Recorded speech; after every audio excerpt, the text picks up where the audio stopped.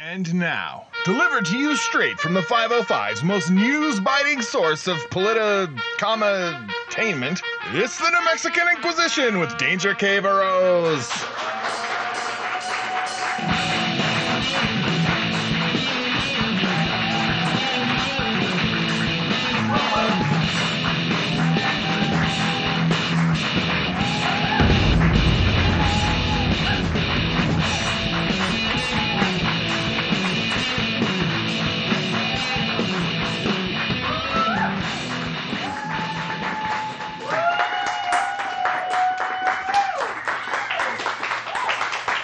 Thank you. Thank you very much. Welcome back to the Mexican Inquisition. We're almost at the end of Season 3. Very sad. But we have a new format going on tonight. We have a lot of really exciting guests. We have Isiah Yazzie on the show tonight. That's right. We'd love to get ourselves some Isiah Yazzie, don't we, Sean? A little bit. A little bit. We also have a very engaging comedic performer, the slam poet, the comic, Jack Tapestry, ladies and gentlemen. He's on the show tonight. But first, we have a little bit of news to cover, of course. What's on everybody's minds? You saw it on Facebook. Jeff Apodaca was photographed shaking hands with Steve Pierce at a campaign event for Steve Pierce. This is after Apodaca sat through the entire speech, met with Steve Pierce for a reported 2 hours, and then when he talked about their meeting afterwards, he said he liked a lot of Steve's ideas. This is yeah, it's kind of crazy. Isn't that interesting? Also, Jeff Apodaca is working on a political action committee whose chief focus in life is opposing Michelle Lujan Grisham at every turn. Gosh, like, he lost his primary, now he's still campaigning against her. Like, it's kind of strange. I haven't seen a sore loser this bad since, yo, Michelle, I'm going to let you finish. But Jeff Apodaca had one of the greatest music videos of all time.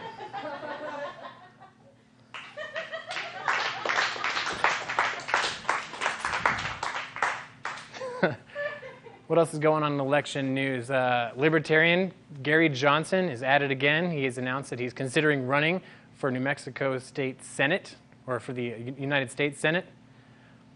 I don't know why.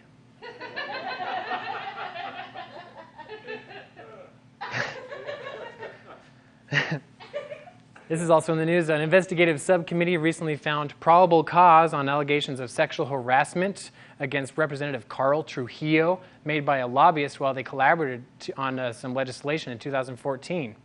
That's right. The first allegation is that he grabbed lobbyist Laura Bonar. Is that her name? Okay. He grabbed Bonar, and man. The second allegation is that he reportedly told her, and I quote, "You can sit next to me anytime, Laura, at dinner, by the fire, in the pool." That's what he said. To which she, of course, responded, "How about in court? Maybe you'd like to sit next to me in a courtroom. Or maybe in jail from the other side of the glass. You decide." Gosh, you know, that lobbyist shut him down faster than a lobbyist shuts down a bill to raise teachers' salaries. Am I right? The Albuquerque City crime map. Have you guys checked out the crime map? It's under fire recently because it includes all these interesting crimes and where they happened, but nothing about homicides. Homicides are completely left off the map. And if you ask me, and just me, I'm sure, I'm the outlier, but wouldn't homicide be like the most important thing to put on a crime map?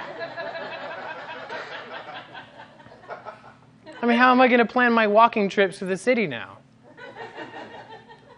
I don't know.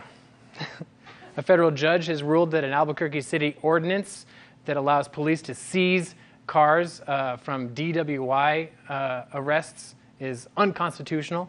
Turns out that if you have to prove your innocence in order to get your own property back, that's kind of breaking the law. So the federal judge has ruled on the side of all you citizens. And also given us great ammunition next time you're in court. You can have this new defense strategy. The judge asks you, what were you thinking? And you could just point to the cops and say, I learned it from them! Organizers of the annual reenactment of a 17th century Spanish conquistador reclaiming Santa Fe from Native Americans are discontinuing their festival and have issued an apology to the Pueblos in the state of New Mexico. Yeah! Oh, well, at least we still have Thanksgiving, right? You know. To all the reenactment enthusiasts who are sad that they don't get to have their horrible, terrible thing, don't worry. We have some blankets with your name written on them. That'll be a fun reenactment for you to do. Okay. We got a great show for you tonight. Isiah Yazzie's here. Jack Tapestry's here. Stick with us. We'll be right back after these messages.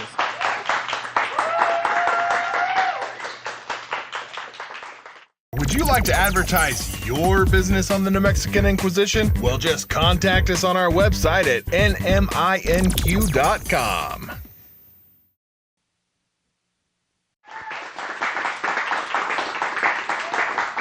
Welcome back to the New Mexican Inquisition. I'm your host, Danger Cave Rose. I'm very excited to have a special guest on the show tonight from Red City Improv and a writer on the Inquisition.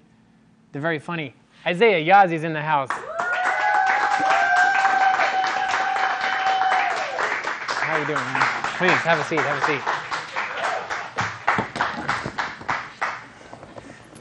Hey, man. What's up? What's up? How are you? How you doing? How you doing? Thanks for coming on. Yeah, that's your mug. I've seen it on television, you know. I just had to drink it and then put it down here. No, it's perfect. That's what you're supposed to. I thought they put coffee in here. I always did, too. It's just water. Well, yours is water. How you been? I'm doing well. Recovering from I got a gash on my face. I don't know if you guys can see it. Wow. Can our studio audience see the gash? It's not like a gash, it's like a cut.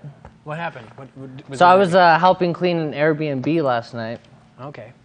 It's a pretty fun job. And I was cleaning the mirrors. Well, I was helping clean a cabin that like a bear broke into. And so we were cleaning it, and I was cleaning this mirror, and there was some music playing downstairs, but I was upstairs. And I was like, is that a bear? Like, I thought the music was a bear. And so I kind of did like a turn, and then when I looked back, the mirror just all over the face. So They're laughing at it. I think they're just relieved that it wasn't a bear. True. Think about how things could have been a lot worse for you. I would have tried to like talk to it or... Tell me about your comedy. What have you been doing? Been busy lately, so I haven't really been writing here. But I do have a once a month improv show in Gallup, hometown, with Ernest David Sosi in Gallup. Yeah. It's pretty fun. I enjoy it. I saw a couple of pictures online. You get a pretty big crowd over there. Yeah. It's free, so I mean, everybody's yeah. like, hey. Oh, yeah. So what kind of show do you put on? It's like an improv show, but like to get people to show up, I was like, hey, let's give a gift card away. So we give gift cards away so if you guys ever want to come to a show, you might get like a $15 mystery gift card to anywhere. And you never know what you're going to get the gift card for. Nope. Well, that's comedy right there. What about? I know you were doing some stand-up at casinos recently. Have you got yourself booked to any other shows? No, just been playing at the casinos. Just for fun. So like when you make money, like you're more willing to spend money, and like I don't spend money on things I need, which is like causes me stress. Like I go to the casino, very stereotypical. Yeah.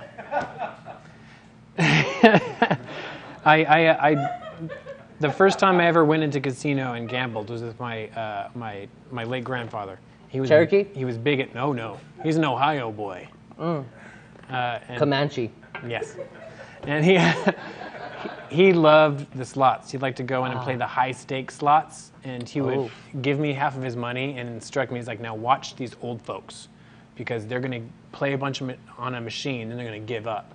And as soon as they give up on a machine they've been putting money into, you go to that machine, you put money on it. And he always never won anything, but it was a good strategy, I think. I've never won on the slots, but I have won like 1,000.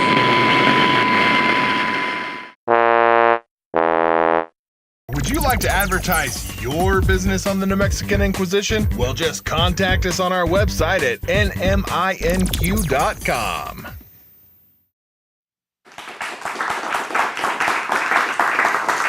All right, welcome back to New Mexican Inquisition.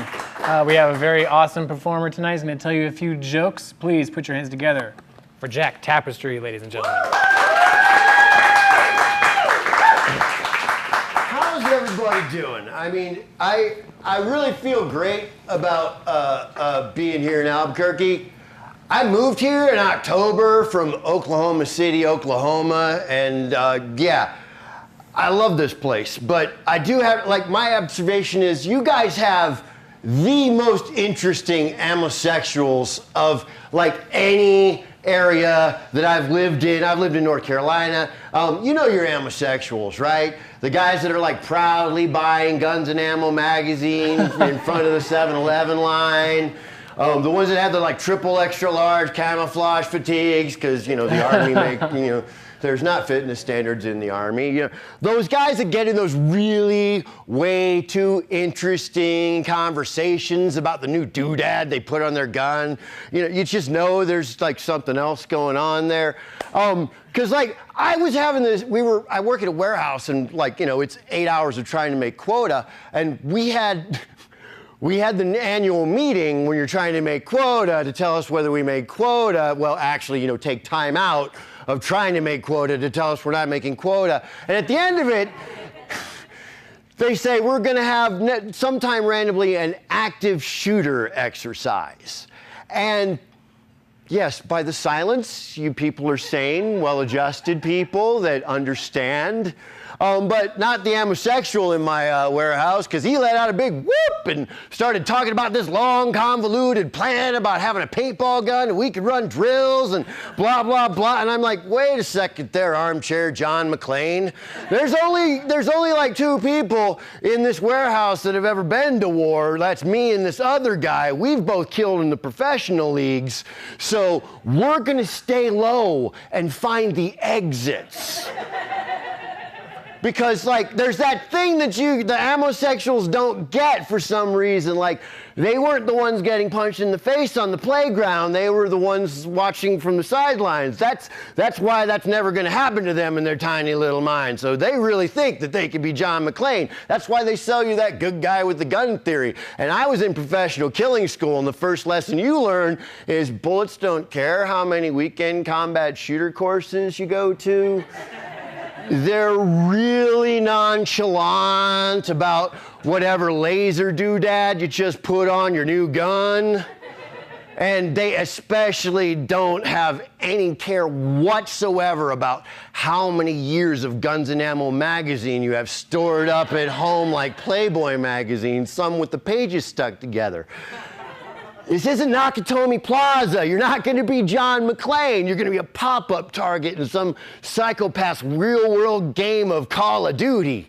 And then you're going to get your blood and brains all over a bunch of stuff that we're going to have to now clean off and try to sell, because just like the top of the meeting, we're behind on quota. You gave us something else to do in 8 hours. You're a jerkwad. I don't know what to say. You're not the hero. You're not John McClane. We're not going to mourn your loss. We're going to be very upset that there's an extra thing to do in the 8-hour day. So, like, if this joke has any point, like, trust the people that did the kill professionally for money stuff with the U.S. Army. Stay low. Find the exits. Bullets don't care.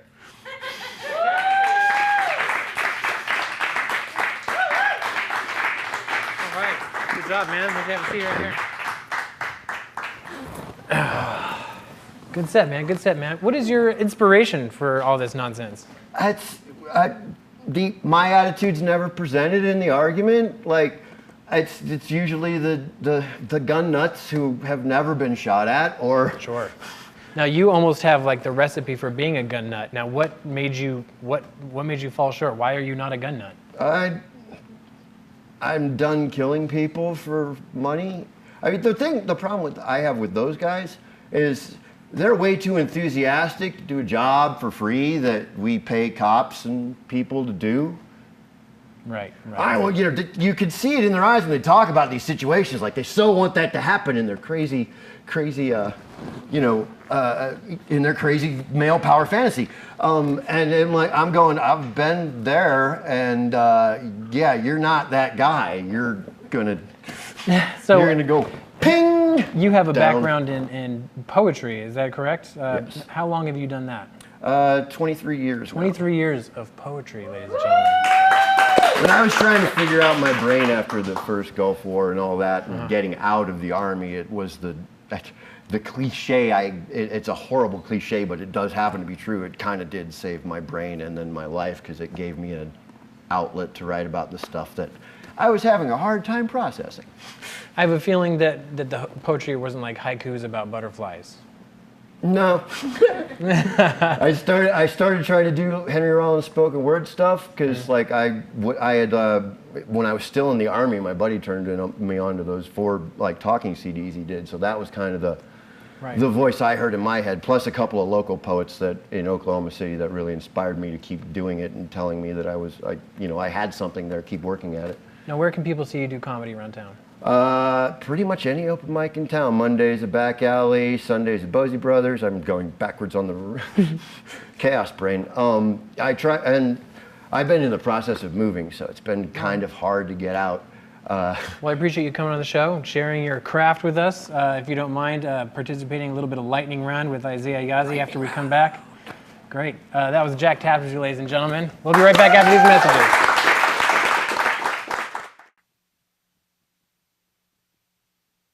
Would you like to advertise your business on the New Mexican Inquisition? Well, just contact us on our website at NMINQ.com.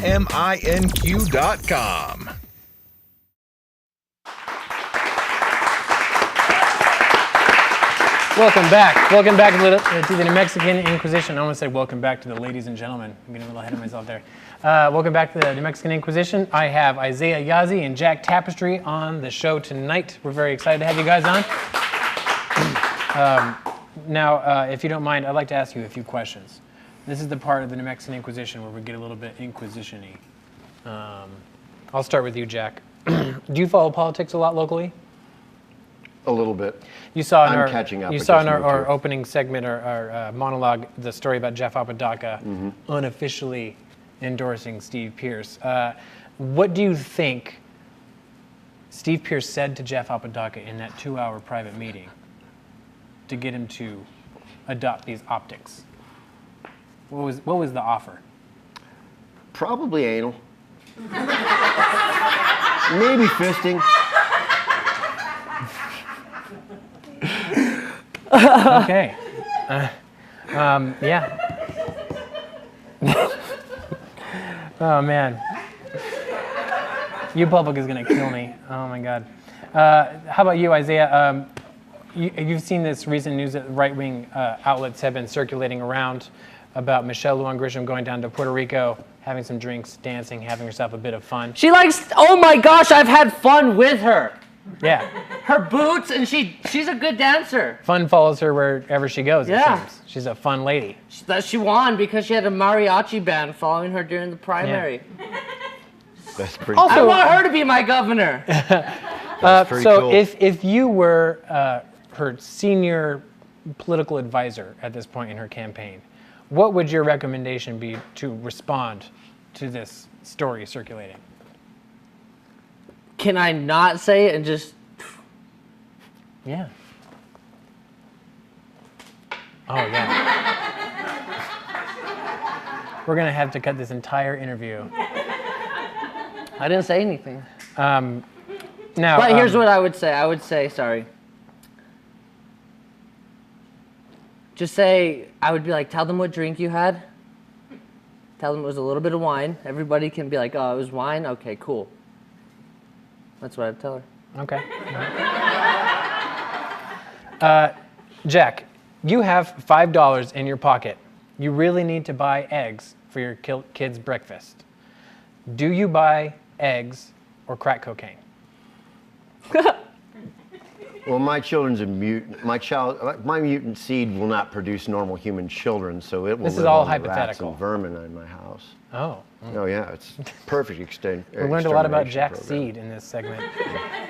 Nerve agent poisoning. My genetics are a silly straw. I mean, it's not a gentle double helix. It like makes a left turn at Albuquerque and goes out for street tacos, gets lost on the way back, bought acid on that guy from the corner that looked Gets cool. homicide, gets killed, doesn't appear on like Doesn't an get on the Albuquerque map. Yeah. Under a microscope, I'm pretty sure it looks like Fallout 4.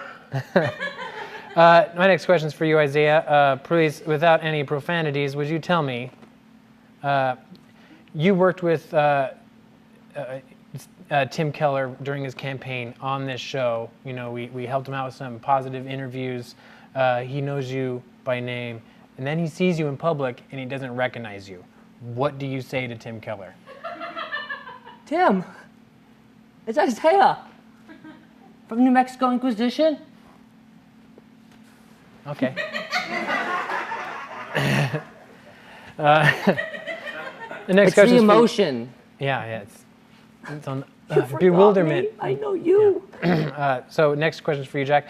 The wheels on the bus, do they go round and round? Yes. What if your wheels are on a decommissioned ART bus sitting in a warehouse in China? Well, then we're going to have to start pissing off China then, huh? Ooh. News biting. Okay, next one's for you, Isiah. You are Susanna Martinez in this hypothetical scenario. You are Susanna. Everybody hates you. Wait. Okay, you are Susanna. Everybody hates you. Nothing is going right. You want to order some pizza. What toppings do you get? Another one? Sorry, I was talking like a man. Yeah, you were Redo getting into that. character. Here's Susanna. Another one! Give me pepperoni. Pepperoni, by the way. Okay. Last question is for you, Jack. Somebody hands you a hot cup of Humble Coffee Company coffee. It tastes like garbage. I'm sorry, that wasn't a question. Oh, yeah. Have you been to Humble Coffee? No. Have you? Am I the only one? Well, I judge all coffee by Army Coffee, which is historically the worst coffee ever made on Well, the what's face your of the favorite earth. cup of coffee in town? I haven't really been out to too many of the coffee places lately. And Really? I go to the Slam at Winning, but that's Okay, about but it. not for the coffee. Do you have a favorite cup of coffee in town? Not yet. What about you, Isiah? Sorry. You're talking to me? Yeah, I'm talking to Okay. you. Probably like a fresh brewed cup at my house. Oh, okay. Yeah. Okay. Going locally sourced with that. Okay. Yeah. Well, if you can't have postcoital coffee, which is the best coffee in the known universe, Right. you got to go for your favorite place. I'll drink to Where that. do I get post-coil coffee? I think you can get it at your house. Okay. Yeah, you Okay. got to have coitus first. You're aware of this, right? It happens. I want to thank my You said my you had a guests for coming girlfriend, back right? on the show. Jack Tapestry, Isiah Yazzie. Everyone, put your hands together for these guys. I hope you liked our new orientation of the show. It's a whole new format we're going to be pursuing. Send us a letter. Send us some hate mail. You know, we love to read it all. I like that we can do profanity now. No, we definitely can't. We definitely can't. This has been the NM Inquisition. Good night. Check us out next week.